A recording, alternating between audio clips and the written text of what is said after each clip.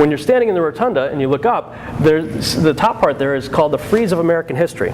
And it starts with Columbus and goes all the way around to the Wright brothers' first flight. And it depicts various scenes of our country's history. But you don't get much past Columbus when you see this. Montezuma and Cortez and the Aztec calendar stone that everybody's talking about, December 21st, 2012, it's all based on the Mayan calendar. There it is. What does this have to do with American history? Now, if you want to talk Americas and North, Central America and South America, okay. The problem is the rest of that painting is all about the United States of America. So why is this depicted there? Well, we'll talk about that in a minute, but let's keep looking up. The further up you look, the more occult it gets. You see 72 pentagrams there. Pentagrams in the occult are known as binding utilities. So there's 72. 72 is a high occult number. 13 is, 33 is, 72 is. There's a lot of numbers that the occult loves, 72 being one of them. So you got 72 pentagrams right here surrounding a painting called The Apotheosis of George Washington. Apotheosis means ascending into godhood, turning a man into a god. So there's George Washington in heaven depicted as a god in our Capitol building, right? What's the commandment say? Thou shalt have no other gods before me. Well, okay, if this is supposedly a Judeo-Christian founded country, and this is supposedly a scene in heaven, well, you might think you'd see something, like maybe Abraham, Moses, Jesus maybe, Gabriel, Michael, somebody? No, that's not who you see there. You see Neptune there. You see Ceres there. You see Vulcan there. You see Minerva counseling our founding fathers. You see Columbia/freedom. And this is the best one. Mercury, the messenger of the gods, and our founding fathers at his feet taking notes in our Christian founded country. Wow. I asked the tour guide, I said, when was this painting done? And she said it was finished in 1865. I thought, well, that date sounds familiar. I said, isn't that the year that Abraham Lincoln died? And she said, yeah, as a matter of fact, he was the first president to undergo the lying in state ceremony that every other president who has ever died in our country has since gone through. And what is that? Well, they bring their casket in under the womb of Isis and the apotheosis of George Washington, and they leave it there for a little while. That's nothing more than an Egyptian mystery school practice of ascending into apotheosis. And shortly after that, pictures and paintings and sculptures of Abraham Lincoln, similar to George Washington, was depicted, the apotheosis of Abraham Lincoln in our Christian-founded country. So I started asking questions, and that Aztec calendar stone thing really started to bug me because this was last year. We're getting ready to go into 2012, which we're now in, and everybody, the History Channel, all these TV shows are talking about December 21st, 2012, and I started asking, what's going on? Why? And so I have to start looking at America's iconography. We've got the Aztec calendar stone depicted in the Capitol Frieze of American History, and I start looking at the peculiar imagery on the Great Seal of the United States. And I have to give credit where credit is due. Dr. Thomas Horn in his book Apollyon Rising 2012 really opened my eyes to some of this stuff, some of this research regarding what's going on with that iconography there. It's on the back of your dollar bill. You got this pyramid. It has 72 stones arranged in 13 steps. At the base of the pyramid, it says 1776 in Roman numerals. And he points out that there is a unit of time that the Aztecs and the Mayans went by called a Katun, which is a 19.7-year period of time. And they said that the first Katun in a cycle of 13, you also have to remember that 13 is a big number for those who are in the occult, mainly because of Osiris. How many pieces were found? 13. Well, there's 13 of them shown here on the Great Pyramid, starting in 1756 and ending in 2012. That's interesting. Okay, so that's that. Now the front of the Great Seal depicts the eagle. The problem is that this stuff is all designed by Masons, and Manly P. Hall is one of the most prolific writers of Freemasonry. He says basically, we got you all fooled. That's not really an eagle. He says that's a conventionalized, stylized phoenix. It's not an eagle. It's a conventionalized phoenix. Well, what's the phoenix? In Egyptian mythology, it's the Bennu. The Bennu is the soul bird of Osiris that represents resurrection.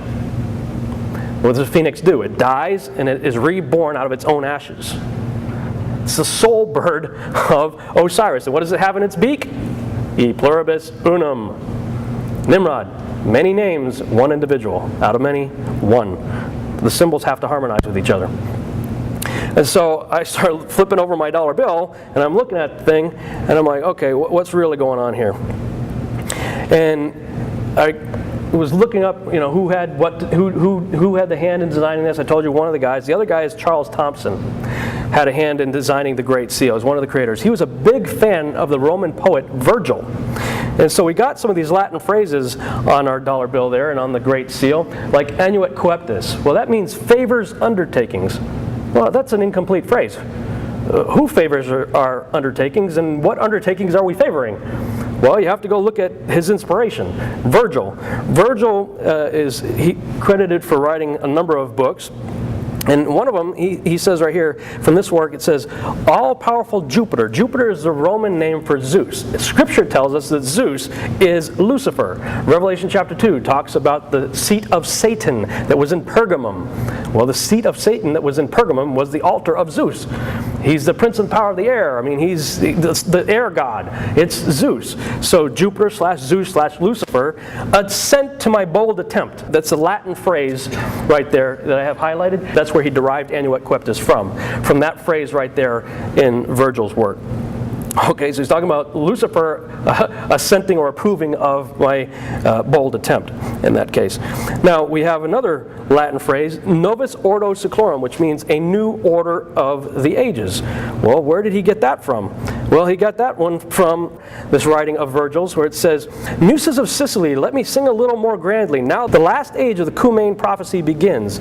The great roll call of the centuries is born anew. That's the Latin phrase right there. He pulled that Latin phrase, and that's what morphed into novus ordo seclorum from that right there. But let's continue. It says, now virgin justice returns old Saturn's reign. Saturn is also associated in mythology with Lucifer. With a new breed of men sent down from heaven. Only favor the child who's born, pure Lucina, under whom the first race of iron shall end, and a golden age rise up throughout the world. Now your Apollo reigns. Who's Apollo? Nimrod. He will take on divine life. And this is interesting. He will see gods mingled with heroes. Is that talking about Daniel 2:43? Which says, and they, who's they? Shall mingle their seed with the seed of men? I'm just throwing that out there. And be seen by them and rule a peaceful world with his father's powers. Who's Apollo's father? Zeus, Lucifer. This is where the iconography on our Great Seal, and this is where it's coming from. I don't like carrying the dollar bill in my pocket anymore, to be honest with you, because I believe it is a talisman. It is something infused with evil symbolic gestures on this thing. And a talisman, people, when the occult would create a talisman, they would pray over it and infuse it with mystical evil power. And then you send it out, and it goes into circulation. That's why we call it currency. We're passing this thing all over the world. The whole world becomes dependent on it. Odd. So I began to look at all of the symbols in the iconography and reckoning that they all have to harmonize with each other. I decided to see if I could decipher this, and this is just my interpretation. This is not thus saith the Lord, this is thus thinketh Rob, okay? So don't go out here taking this as gospel or anything. But this is what I believe the iconography is saying. And incidentally, the eagle is on the front of the Great Seal and the pyramid's on the back. So if you were to split it, you would think that the eagle should be on the left and the pyramid should be on the right, because we read left to right, right? Well, if you look at the dollar bill, they flipped it. The pyramid's on the left and the eagle's on the right. Interesting, the original design had the eagle on the left and the pyramid on the right, but Henry Wallace, the 33rd Vice President of the United States, and FDR, the 32nd President of the United States, both 32nd degree Masons, were heavily influenced by an occultist by the name of Nicholas Roerich, especially Henry Wallace. That actually got Wallace into some trouble, his association with Nicholas Roerich. And under his guidance, they decided to flip it. So reading left to right, the way it is right there, I believe it's saying Zeus / Satan favors our undertaking, that which we do under Osiris's watchful eye. Why do I say Osiris? It's because there's the all-seeing eye right between annuet and coeptis, indicating who I think favors our undertaking, right? What it's all about. An undertaking that started in 1776 and will be completed in 2012. Again, by what the pyramid says. At that time, we will usher in the new order of the ages, Novus Ordo Seclorum. It is in you, O Lucifer, that we put our trust to help us raise your son. Again, I think it's strategic that they put in God we trust in capital letters. In our Judeo-Christian way of depicting God in writing, we usually capitalize the G, right? And all pagan gods are little g. Well, what if you just capitalize everything? That's a convenient way of hiding some things, I think. Just putting it out there. Like a phoenix rising out of the ashes of death, under the sign of Saturn, Apollo, Nimrod will rise again.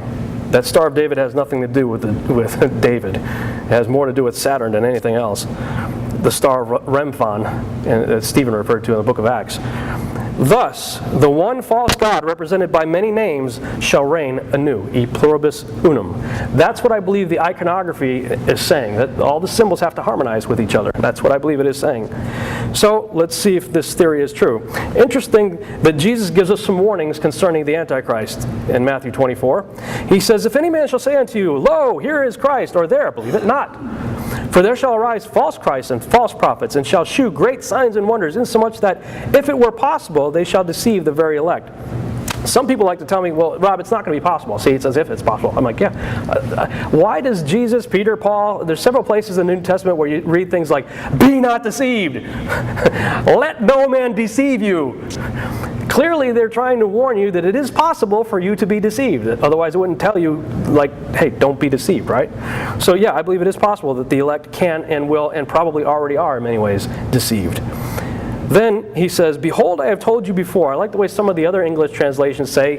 It basically says, I'm telling you this in advance. In other words, pay attention, I'm about to show you something really wild here. You really need to know what's going on. Because then he goes on to say some very interesting things. He says, wherefore, if they shall say unto you, behold, he is in the desert. Where was Gilgamesh found? In the desert of Iraq. Go not forth. Behold, he is in the secret chambers. What secret chambers were found in 1999? The tomb of Osiris, that seems to have something to do with resurrection, and the shaft of the bottomless pit. Believe it not. And then Jesus tells you what we should be looking for. He says, for as the lightning cometh out of the east and shineth even unto the west, so shall also the coming of the Son of Man be. That's what we should be looking for. All right? Then he makes this statement. For wheresoever the carcass is, there will the eagles be gathered together. That's really cryptic, very strange. Now, some English translations and more modern ones change the eagle to vultures because they say, well, see, it's going after a dead thing, a carcass. And eagles are known as birds of prey. Yes, they do go after dead things too, but they're typically a bird of prey that goes after live things. So I think it's correct when it says eagles. Well, what's Jesus talking about there? Well, we already identified a carcass, pretty significant one that was discovered in the desert of Iraq. On the other side of the roof of the train station were two eagles. And knowing what Manly P. Hall has to say about eagles depicted in our government iconography, I'm thinking of those as two phoenixes. Look at what it says there. It says, let all the ends thou aimst at be, thy countries, thy gods, and truths be noble, and the nobleness that lies in other men, sleeping but never dead, will rise in majesty to meet thine own. That's awfully peculiar, especially with these glasses on. So, we are winding down our trip, and I'm just kind of wishing we could spend more time there in Washington, D.C., because I'm seeing so many things. Well, I look over and I see these two large metal eagles perched on top of poles. Oh, I got to go check that out. So we go over there to see what the eagles are looking down at. They're looking down at a very large bearded god, statue of a bearded god, coming up out of the sands of the National Harbor. And the name of this statue is called the Awakening. What in the world is this thing doing in the National Harbor? This massive bearded god statue of a bearded god coming up out of the sands of the National Harbor, and it's called the Awakening. Makes you wonder. And before I go too much farther, I'm going to ask that you please not question my patriotism. Okay? I've done my time for God and country. I spent 8 years in the service, willing to lay my life down to preserve the things that this country is supposed to stand for. Okay? Please don't question my patriotism, because it really disturbs me to say some of the things that I feel like I have to say, because this is what the research is revealing to me. People ask all the time in eschatology seminars, where is America in prophecies? You know, we're the world empire right now. Where are we? Sadly, it looks to me like we're playing on the wrong team, because I believe we're right there in Matthew 24:28. where it says, "For wheresoever the carcass is, there will the eagles be gathered together." Where has our troops been for the last 10 years? In Babylon. And every one of our military uniforms, we are covered from head to toe with eagles, from the top of our head to the bottom of our feet. Eagles on our hats, on our patches, on our buttons. Eagles everywhere. Was Jesus looking forward prophetically in time and seeing a bunch of eagle-wearing individuals gather around a carcass? Could be. That's what it looks like to me.